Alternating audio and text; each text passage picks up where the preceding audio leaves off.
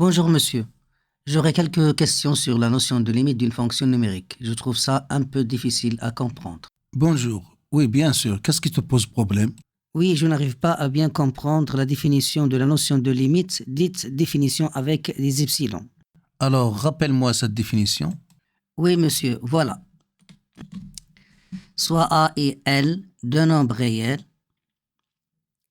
considérant une fonction f de R vers R, l'écriture limite quand x tend vers A de f de x égale à R traduit le comportement suivant.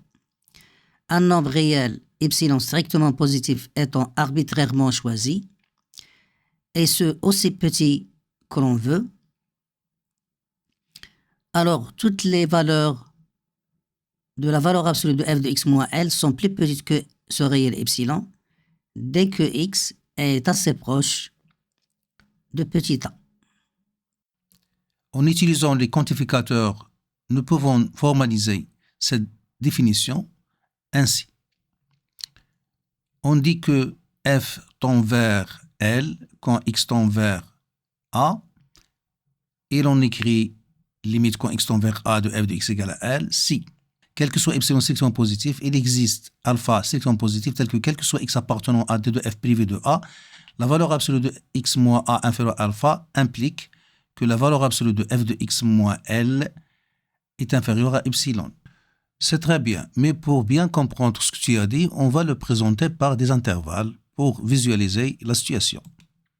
Alors, puisque la valeur absolue de x moins a inférieure strictement à alpha est équivalent à dire que x est comprise strictement entre a moins alpha et a plus alpha, et la valeur absolue de f de x moins L inférieure strictement à epsilon est équivalent à f de x est comprise strictement entre L moins epsilon et L plus epsilon, alors, en utilisant la notion d'intervalle, nous pouvons dire aussi que limite quand x tend vers A de f de x égale à L, si, quel que soit epsilon strictement positif, il existe alpha strictement positif, tel que quel que soit x appartenant à d de f privé de singleton A, x appartient à l'intervalle ouvert A moins alpha A plus alpha, implique que f de x appartient à l'intervalle ouvert L moins epsilon, L plus epsilon.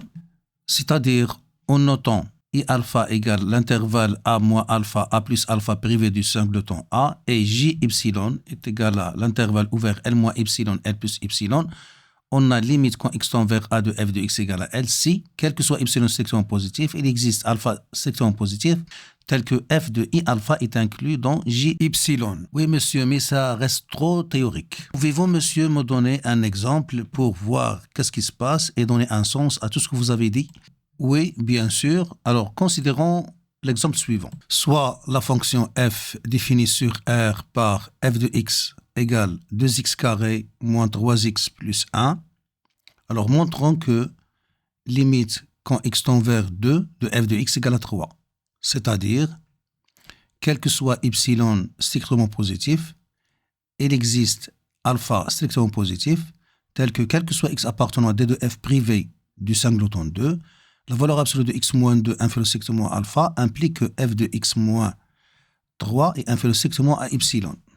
Là, une question se pose, monsieur, et c'est une question légitime. Pourquoi la limite quand x tend vers 2 de f de x, vous l'avez pris, égale à 3? Oui, tout simplement, j'ai remplacé x par 2 et j'ai calculé f de 2 et j'ai trouvé 3. Ah, si j'ai bien compris, quand je veux calculer la limite de f de x quand x tend vers a, je remplace x par a et je calcule f de a. Alors, écoute, pour ne pas se détourner du but visé dès le début, c'est-à-dire comprendre la définition de la limite avec les epsilons, alors il faut retenir que cette année, tu vas apprendre comment calculer une limite avec les techniques à apprendre, parmi lesquelles il faut remplacer x par a, quand on veut calculer la limite quand x tend vers a, et on va savoir quand est-ce qu'on peut le faire, mais si on a un problème de remplacement, alors il faut contourner le problème par d'autres techniques qu'on va apprendre ultérieurement dans une autre séance. Mais maintenant, concentrons-nous sur notre but, c'est-à-dire montrer que limite de f de x quand x tend vers 2 est égal à 3, c'est-à-dire montrer que quel que soit epsilon strictement positif, il existe alpha strictement positif tel que quel que soit x appartenant à d de f moins le singleton 2,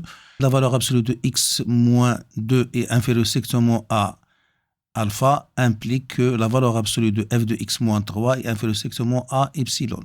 Alors, soit epsilon strictement positif, alors on a La valeur absolue de f de x moins 3 est égale à la valeur absolue de 2x au carré moins 3x plus 1 moins 3, qui est égale à la valeur absolue de 2x au carré moins 3x moins 2, qui est égale à la valeur absolue de x moins 2 multiplié par 2x plus 1, qui est égale à la valeur absolue de x moins 2 multiplié par la valeur absolue de 2x plus 1. Alors, comme x tend vers 2, alors on peut choisir un voisinage provisoire et convenable de 2. Par exemple, choisir x appartenant à R tel que la valeur absolue de x moins 2 est inférieure à 1. C'est-à-dire, x appartient à l'intervalle ouvert 1, 3, qui est un intervalle de centre 2 et de rayon 1. Mais monsieur, pourquoi cette étape et pourquoi vous avez pris la valeur absolue de x moins 2 inférieure à 1 et précisément 1? Oui, moi je cherche un nombre alpha tel que si la valeur absolue de x moins 2 est inférieure à alpha, alors ceci implique que la valeur absolue de f de x moins 3 est inférieure à epsilon. Puisque je travaille au voisinage de 2, donc je propose que la distance entre x et 2 ne dépasse pas 1. Et c'est un choix personnel qui prend en considération le domaine de définition de la fonction f et des calculs à faire. Donc, d'après ce que vous avez dit, puisque la fonction f est une fonction polynomiale, donc son domaine de définition est R, et il n'y a pas de problème dans le calcul, donc je peux prendre la valeur absolue de x moins 2 inférieure à 1 demi, ou bien la valeur absolue de x moins 2 inférieure à 1 milliard. Oui, tout à fait exact, et vous n'aurez pas de problème dans les calculs, et la démarche sera la même. Mais dans d'autres cas, il faut prendre en considération le domaine de définition de f pour ne pas avoir de problème dans les calculs. Par exemple, si on prend la fonction f définie par f de x égale à x plus 1 sur x, alors le domaine de définition de f est R étoile. Et si vous voulez montrer que la limite de f de x quand x tend vers 1 est égale à 2, alors vous prenez en considération que le 0 n'est pas dans le domaine de définition. Et on est obligé de choisir un intervalle de centre 1 et de rayon inférieur strictement à une valeur strictement inférieure à 1. Pour ne pas arriver à 0 et avoir un problème de calcul. Ah, les choses commencent à devenir claires. C'est-à-dire, mon choix dépend de la situation qu'on a. Exactement. Et maintenant, revenons à notre exemple. Alors, on a la valeur absolue de x moins 2 inférieure à 1 implique que x moins 2 est compris strictement entre moins 1 et 1. Implique que x est comprise entre 1 et 3. Implique que 2x plus 1 est strictement comprise entre 3 et 7. Implique que 2x plus 1 est strictement comprise entre moins 7 et 7, implique que la valeur absolue de 2x plus 1 est strictement inférieure à 7. Puisqu'on prend x différent de 2, alors on peut conclure que la valeur absolue de x moins 2 inférieure à 1 implique que la valeur absolue de x moins 2 fois la valeur absolue de 2x plus 1 est inférieure strictement à 7 fois la valeur absolue de x moins 2. Et puisque la valeur absolue de f de x moins 3 est égale à la valeur absolue de x moins 2 fois la valeur absolue de 2x plus 1, donc on peut conclure que la valeur absolue de f de x moins 3 est inférieure strictement à 7 fois la valeur absolue de x moins 2. Donc, pour avoir la valeur absolue de f de x moins 3 inférieure strictement à epsilon, il suffit d'avoir la valeur absolue de x moins 2 inférieure à 1 et 7 fois la valeur absolue de x moins 2 inférieure à epsilon. C'est-à-dire la valeur absolue de x moins 2 inférieure à 1 d'après notre choix et la valeur absolue de x moins 2 inférieure à epsilon sur 7. Donc on peut prendre alpha est égal minimum de 1 et epsilon sur 7. En effet, la valeur absolue de x moins 2 inférieure à minimum de 1 et epsilon sur 7 implique que la valeur absolue de x moins 2 inférieure à 1 et en même temps la valeur absolue de x moins 2 inférieure à epsilon sur 7. Implique que la valeur absolue de x moins 2 est inférieure à 1 et 7 fois la valeur absolue de x moins 2 inférieure à epsilon. Implique que la valeur absolue de f de x moins 3 est inférieure à epsilon. On conclut donc que, quel que soit epsilon positif, il existe un alpha strictement positif. Dans notre cas, alpha est égal le minimum de 1 et epsilon sur 7, tel que, quel que soit x appartenant à d de f privé de singleton 2, si la valeur absolue de x moins 2 est inférieure à alpha, alors ceci implique que la valeur absolue de f de x moins 3 est inférieure à epsilon. On peut dire donc que la limite de f de x quand x tend vers 2 est égale à 3. Et maintenant, monsieur Taha, est-ce que tu as compris ce qu'on a fait? Oui, j'ai très bien saisi les calculs. Mais pouvons-nous voir ça dans une animation qui rend les choses plus claires? Oui, bien sûr. Alors, examinons l'animation suivante concernant la représentation graphique de la fonction déjà donnée dans l'exemple. Et on a choisi epsilon égale à 1, donc le minimum de 1 et epsilon sur 7 est égal à presque 0,14. Donc, on va prendre alpha égale à 1 septième qui est presque égal à 0,14. Et on obtient les deux intervalles, G epsilon de centre 3 et de rayon 1, et l'intervalle I alpha de centre 2 et de rayon 1 septième. Et nos calculs nous assurent que dès que x entre dans l'intervalle I alpha, alors son image f de x entre dans l'intervalle G epsilon. La chose qu'on va voir clairement dans l'animation. Alors là, on a la variable x qui se déplace dans l'axe des abscisses et se rapproche de l'intervalle I alpha.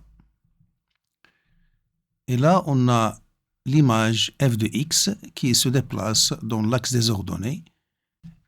Et on va constater que quand x entre dans l'intervalle I alpha, alors son image f de x sera dans l'intervalle G epsilon.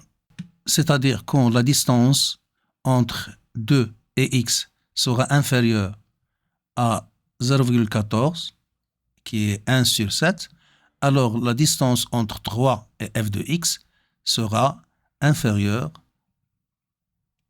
à 1. Et vous voyez là que quand x a entré dans l'intervalle I alpha, alors f de x est dans l'intervalle G epsilon. Maintenant, on va donner à epsilon la valeur 8,9. Donc, epsilon sur 7 est plus grande que 1. Donc, min de 1 epsilon sur 7 est égal à 1. Donc, on va prendre alpha est égal à 1. Et on obtient les deux intervalles G epsilon de centre 3 et de rayon 8,9 et l'intervalle I alpha de centre 2 et de rayon 1. Et on voit que x se dirige vers l'intervalle I alpha et quand elle entre dans I alpha, son image f de x, dans cet exemple, elle est déjà dans l'intervalle G epsilon. Et ainsi, on a fait deux exemples. Le premier pour epsilon égale à 1 et on aura le minimum, c'est epsilon sur 7. Et le deuxième pour epsilon égale à 8,9 et le minimum, c'est 1.